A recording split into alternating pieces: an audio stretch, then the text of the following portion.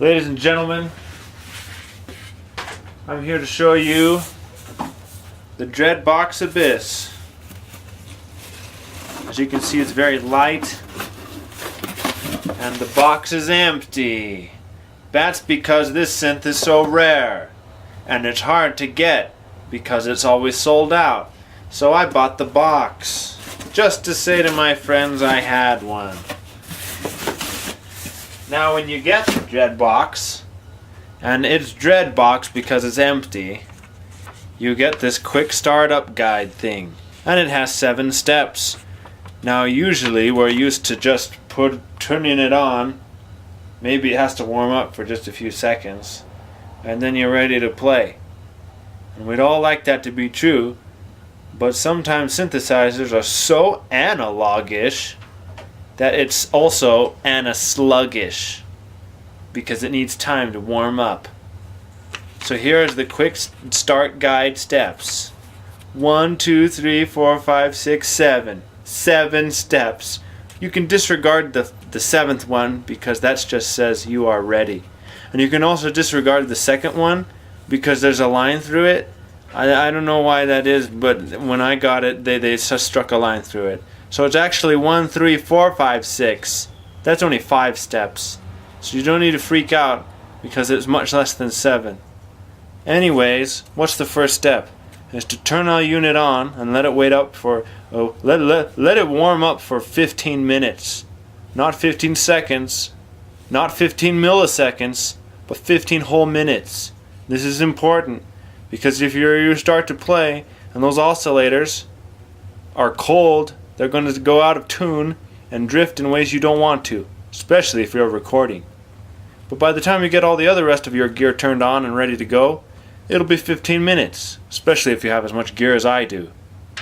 Anyway, once that's ready to go, you skip step 2, move on to step 3, which says stop any MIDI orders that the unit receives, and in parentheses, just unplug the MIDI cable.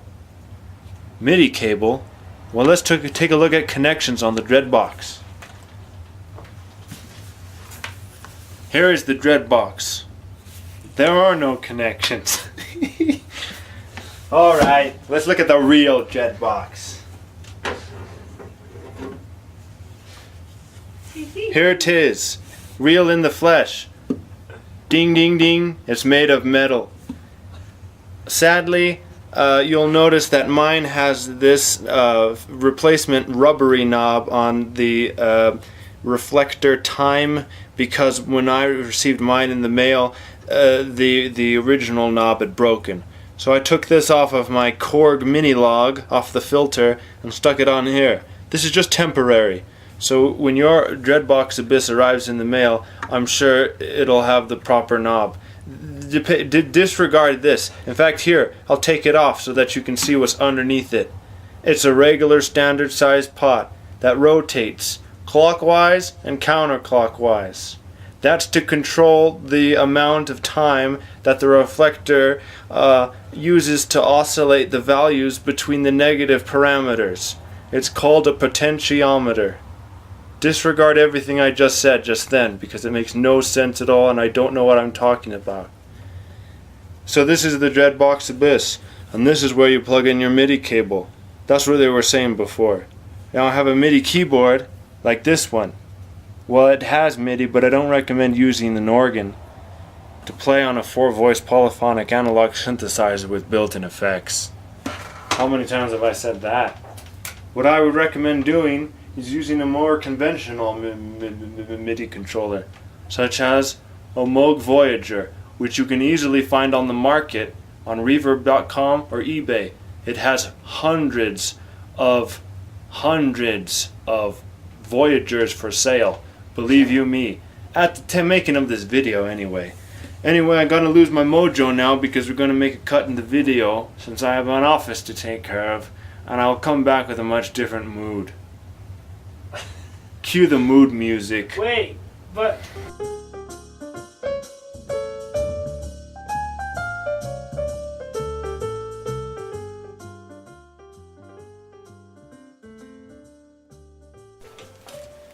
Now then, this here's the kind of cable you need.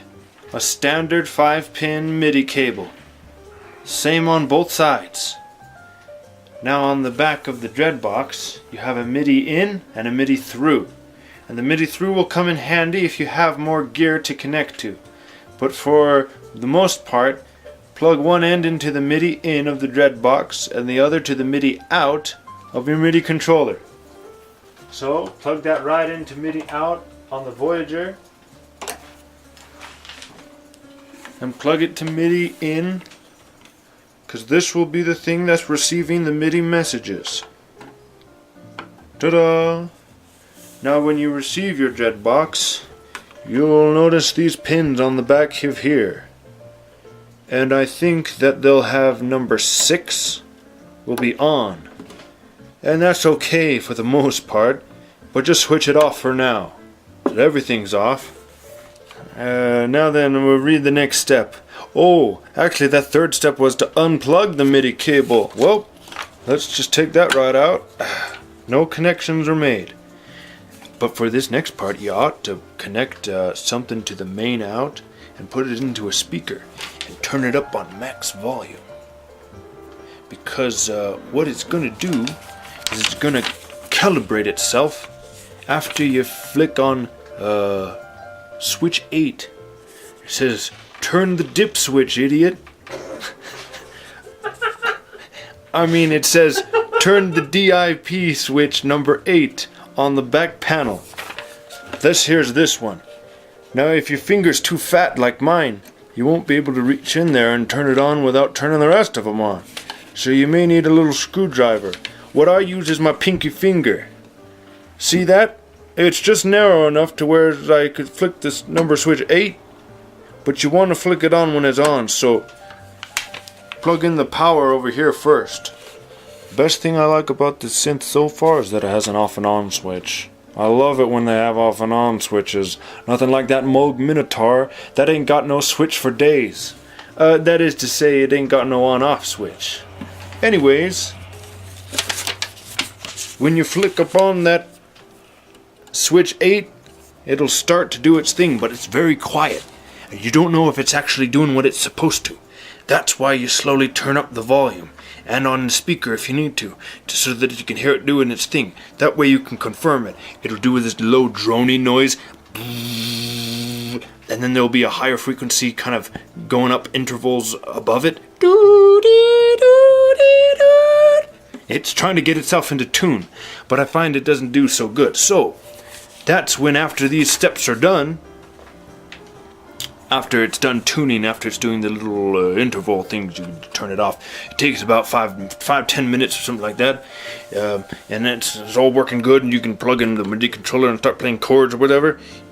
Turn on the MIDI, the switch 7, and then this wave knob here acts as the fine tune, and the tune will be right here. Now my experience after it does the fine tuning thing on the switch 8 mode, it's a little flat. So you gotta turn it clockwise a bit to get it in tune with all the rest of your instruments that you'd be using. Guitar, piano, organ, xylophone, even a marimba. Anyways, that's all for me today. Have fun with your DreadBox Abyss. And remember, don't smoke in your studio. Because otherwise, when you sell your gear on eBay, you can't say it's been in a smoke-free studio, because you'd be smoking it up. Bye for now.